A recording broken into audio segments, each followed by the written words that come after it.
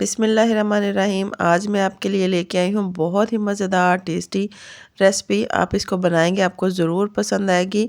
Easily cook हो जाएगी, बहुत ज़बरदस्त ये बनती है। आप अपने मेहमानों को पेश कर सकते हैं, अपने लिए बना सकते हैं, स्पेशली इफ्तारी में बना सकते हैं। अस्सलाम वालेकुम व्यूवर्स, खुश रहें आबाद रहें। चलें जी रेसिपी स्टार्ट करते हैं। सबसे पहले मैंने यहाँ पर 2 कप के करीब मैंने मैदा लिया है।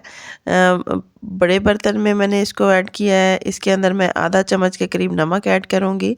नमक ऐड करने के साथ इसके अंदर मैं थोड़ा सा दही ऐड करूँगी। 3 से 4 चम्मच के करीब मैंने दही ऐड किया है क्योंकि 2 कप मैदा था।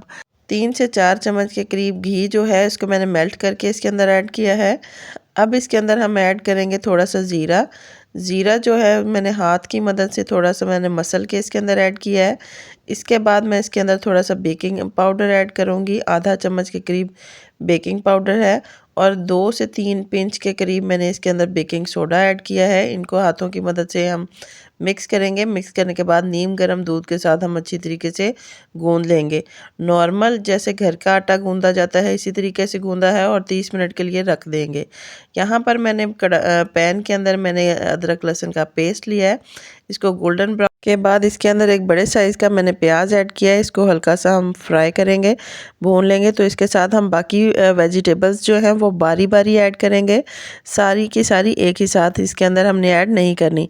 यहाँ पर एक मैंने टमाटर इसके अंदर ऐड किया है। इन दोनों को हम मज़ीद मिक्स करेंगे, हल्का सा सौते करेंगे। यहाँ पे मैंने इसके अंदर ऐड की है गाजर। गाजर जो है वो मैंने थोड़े से बड़े साइज़ में ऐड की है और इसको हम 2 मिनट के लिए कुक करेंगे। इसके अंदर स्पाइसेस ऐड करेंगे। सबसे पहले नमक है, थोड़ा सा मैंने इसके अंदर हल्दी ऐड की है, थोड़ी सी मैंने सुर्ख मिर्च ऐड की है। यहाँ पे मैंने थोड़ा सा इसके अंदर चाट मसाला ऐड किया है। चाट मसाला, गरम मसाला पाउडर ऐड किया है और यहाँ पर मैंने आधा चम्मच के करीब चिकन पाउडर ऐड किया है। इनको हम मिक्स करेंगे। मिक्स करने के साथ हल्का सा हम इसको कुक करेंगे। जैसे जैसे हम इसको मिक्स करते जाएंगे, कुक करते जाएंगे, बेहतरीन से मसाले मिक्स हो जाएंगे। अब हम बाकी वेजिटेबल्स इसके अंदर ऐड करेंगे। शिमला मिर्च मैंने इसके अंदर ऐड की है और मैंने जो काट के रखी थी बंद गोभी जो है वो बारीक काट के रखी थी वो ऐड करेंगे। सारी एक साथ इसलिए ऐड नहीं करेंगे क्योंकि ये बहुत ज़्यादा जल्दी गल जाती हैं। अब इसके अंदर 2 से 3 चम्मच के करीब मैंने दही ऐड किया है।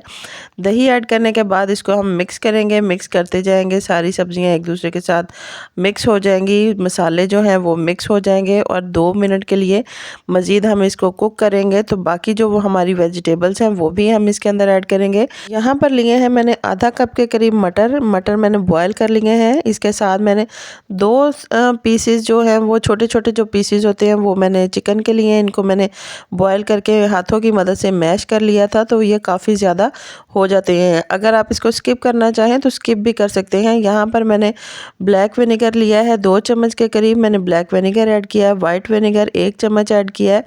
इसको हम मिक्स करेंगे। मिक्स करने के साथ हम इसको ज़्यादा कुक यहाँ पर नहीं करेंगे। 2 मिनट के लिए हम इसको कुक करेंगे और इसको किसी बर्तन में ऐड करके ठंडा कर लेंगे।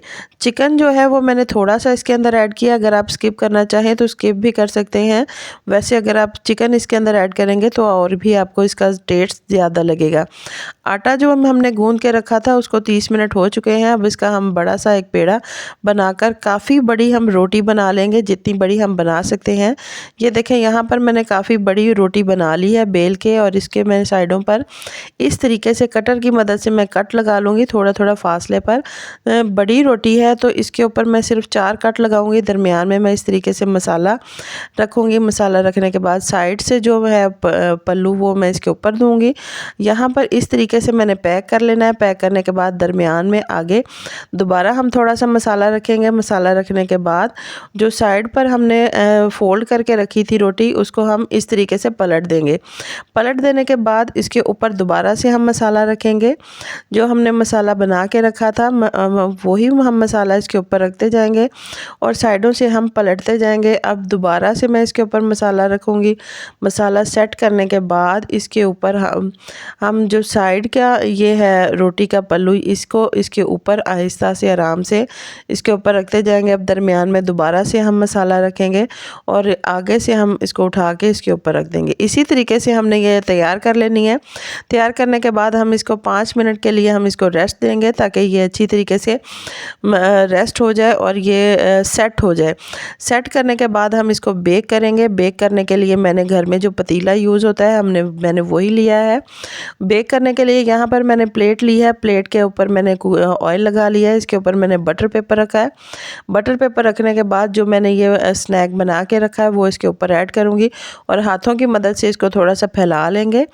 इसको मैं 5 मिनट के लिए रेस्ट दूँगी। यहाँ पर मैंने लिया है एक अंडा, इसको अच्छी तरीके से फेंट लेंगे इसके ऊपर लगाने के लिए।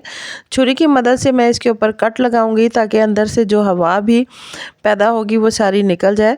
जो अंडा मैंने फेंट के रखा था वो ब्रश की मदद से इसके ऊपर लगा के इसके ऊपर ऐड करके इसको हम स्टीम देंगे। इसको हम बेक कर लेंगे। 30 मिनट हो चुके हैं।